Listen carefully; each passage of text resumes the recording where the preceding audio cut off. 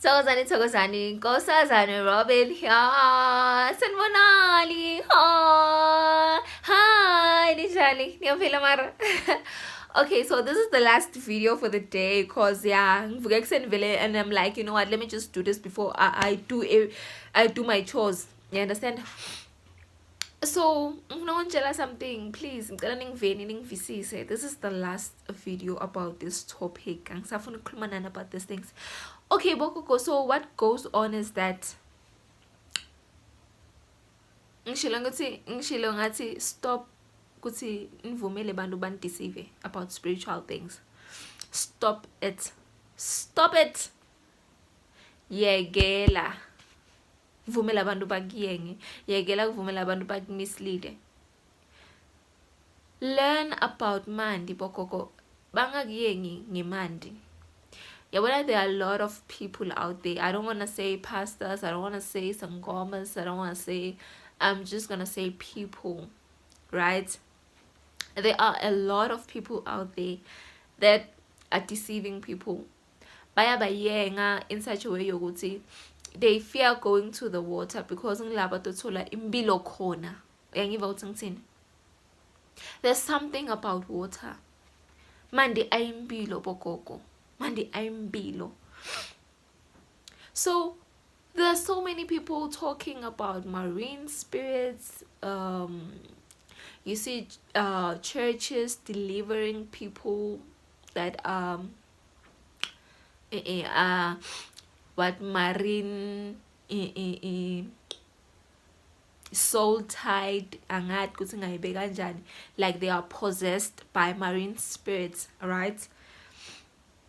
So one other thing about marine spirits that people be saying, see, these spirits are not good spirits, they are evil, they are not good, they are bad, like they are bad, like DD. So please go do your own research. Go do your own research. Yekela nivumela abantu ba concludele ukuthi this is good, this is bad, because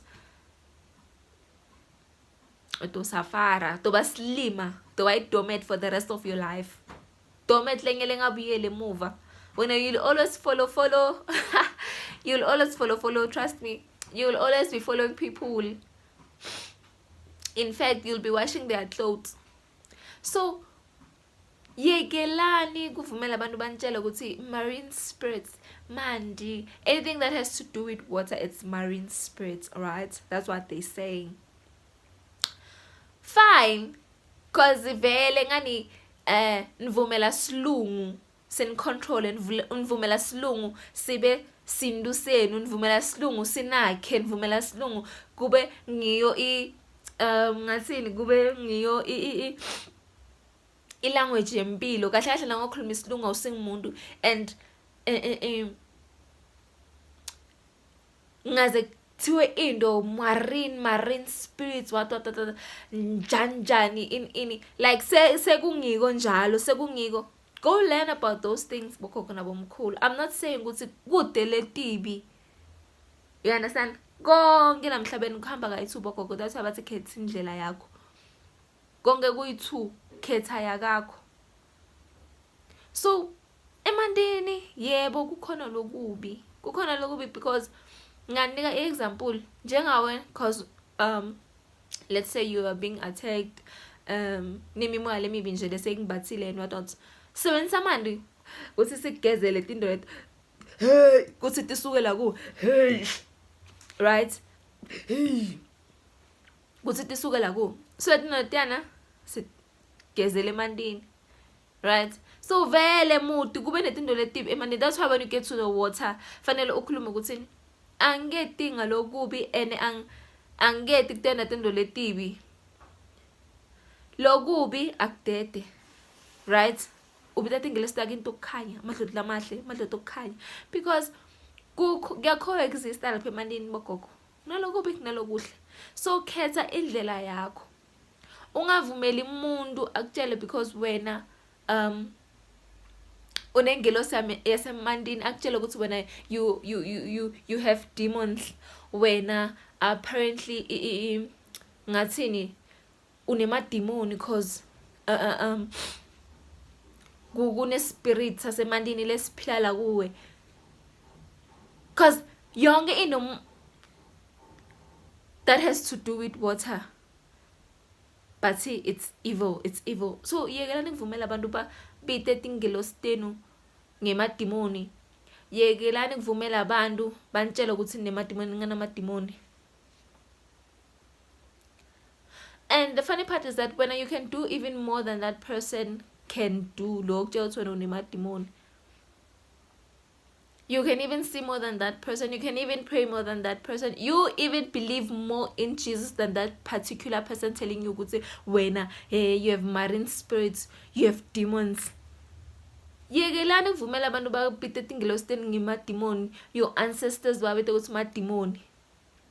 Yekelani kuvumela abantu ban confuse lana, cause about like something you need to know ngale life lena ukuthi bafuna nihlale la nanqala nithi niyaphaphama bakwata kabi bayakwata shem nokunibulala bafuna ukunibulala, bafuna kuhlala babancinzetele nihlala nimadomet, nihlala bawashela timpahla, nihlala nibagijimela emuva.